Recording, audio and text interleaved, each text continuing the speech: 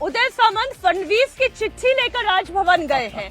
अब क्योंकि उन्हें महायुति का नेता चुना गया है, ऐसे में उनकी चिट्ठी लेकर ही आगे राजभवन पहुंचे हैं उदय सामंत। और ये एकनाथ शिंदे की पार्टी के तमाम विधायक भी जानते हैं कि इस पार्टी की भी ताकत इसलिए है क्योंकि ये मैंडेट बीजेपी के दम पर आया है। 57 सीटें अगर शिवसेना का शिंदे गुट लेकर आया है तो उसके पीछे बीजेपी की ताकत, मोदी की ताकत, वो ब्रांडिंग की ताकत है। बिल्कुल, हमने चुनाव में देखा भी था, भाजपा का हर बड़ा नेता नरेंद्र मोदी, अमित शाह, योगी आदित्यनाथ सब उतरे थे। तो बीजेपी की जो कंबाइंड माइट होती है चुनाव लड़ने की, उसने चुनाव लड़ा था। 132 सीट के बाद भाजपा किसी भी तरह से सरकार बना सकती है। उसे एनसीपी की भी जरूरत नहीं है, उसे शिवसेना शिंदे की भी जरूरत नहीं है। लेकिन क्योंकि सेंटर में कोalition है तो कोalition धर्म भाजपा भी निभाना चाहती है। मेरे ख्याल से शिंदे जी का दांव में बहुत लंबा चल लिया उन्होंने। थोड़ा प्रेशर करना बनता है, पॉलिटिक्स में बार्गेन चलता है पोजीशन के लिए। बड़े बड़े देखिए, मतलब प्रधानमंत्री शपथ में आएंगे और आप शपथ से नहीं रहेंगे। अभी मुझे पता लगा लखनऊ से योगी आदित्यनाथ भी पहुंच रहे हैं, सब बड़े मुख्यमंत्री भाजपा के पहुंच रहे हैं। उसके बीच शिंदे जी मतलब इतनी अच्छी सेरेमनी में मजा किरकिरा कर तो दिया उन्होंने। मजा किरकिरा हो गया है क्या? अब छगन भुजबल का दिखा रहे थे कि छगन भुजबल कह रहे थे कि ईगो छोड़ देना चाहिए, डेप्यूटी सीएम बन जाना चाहिए।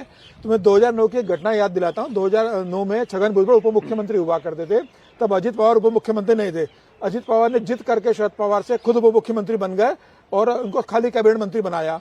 तो छगन भुजबल इस बात से बहुत नाराज हो गए थे कि उन्हें उप मुख्यमंत्री पद से हटा दिया गया है और अजित पवार को उप मुख्यमंत्री बनाया। खुद 15 दिन के लिए कोप भवन में चले गए थे। तो आज वो जरूर संदेश दे रहे हैं, लेकिन खुद भी उस समय नाराज हुए थे। देखिए आज मजबूरी थी एकनाथ शिंदे के लिए भी, और ये परीक्षा की घड़ी भी थी, इसलिए तो वो ये नसीहत ज्यादा अच्छे से दे सकते थे। बिल्कुल छोड़ने के लिए। तो मुझे लग रहा है कि एकनाथ शिंदे को इतना लंबे समय तक नहीं खींचना चाहिए था कि शपथ ग्रहण के 2 घंटे पहले तक आप उस मामले को क्लियर नहीं कर रहे हो। आप एक केओस की स्थिति क्रिएट कर रहे हो कि आप जाओगे कि नहीं जाओगे। आपका एक मंत्री जाता, एक बड़ा विश्वस्त आदमी देवेंद्र फडणवीस के 2 घंटे पहले शपथ ग्रहण के जाता है, वहां से लेटर लेकर आप राजभवन जा रहे हो।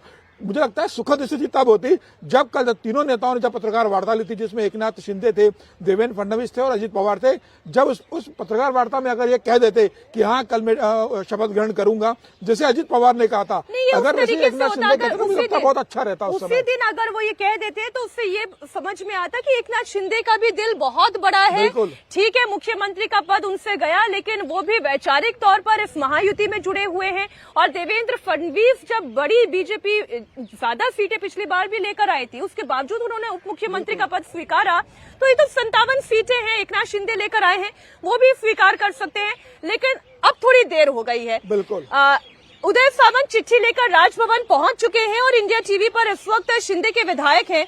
शिंदे के विधायकों का ये मानना है कि एकनाथ शिंदे के अलावा पार्टी में कोई दूसरा नेता नहीं है जो डेप्यूटी सीएम बन सकता है। देखिए, ये उनकी अपनी पार्टी की भी चुनौती है।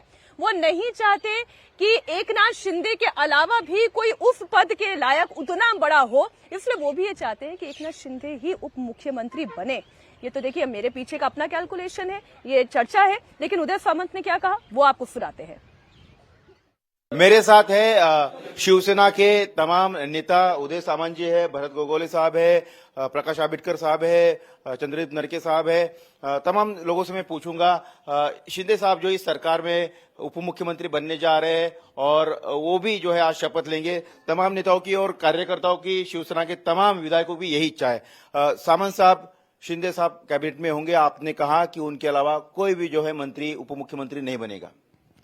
ये सबकी मन की बात है, ये हमने ऐसा सोच के नहीं किया है कि क्योंकि जो हमारे बारे में, हमारे राजनीति के बारे में एकनाथ शिंदे साहब ने किया है, उनको ही उप मुख्यमंत्री बनना चाहिए। और हमने ये उनको कल रिक्वेस्ट की है, सब लोगों ने, सब हमारे जो मंत्रीगण थे, जो एक्स मंत्रीगण थे, उन्होंने भी बोला है और हमको विश्वास है कि वो शपथ लेंगे। जी, भरत गोगोले साहब मंत्री बन जाएंगे, उप मुख्यमंत्री बन जाएंगे शिंदे साहब, और बाद में विस्तार होगा। जब भी हमारे मंत्रीगण सामंत साहब ने जो कह दिया है वो सही है और हम लोग उसमें सहमत है। बाद में आप भी लोग सरकार में जुड़ जाएंगे इस बार। साहब जुड़ेंगे तो हम भी जुड़ जाएंगे। जी, आंबेडकर साहब आप बताइए। नहीं, एकनाथ शिंदे साहब किसी भी तरह से सरकार में होने चाहिए। अगर वो होंगे तो ही सरकार होगी, बस बन जाएंगे। यस। नरके साहब आप बताइए। हमारे सब विधायकों की इच्छा है कि शिंदे साहब ने उप मुख्यमंत्री बनना चाहिए।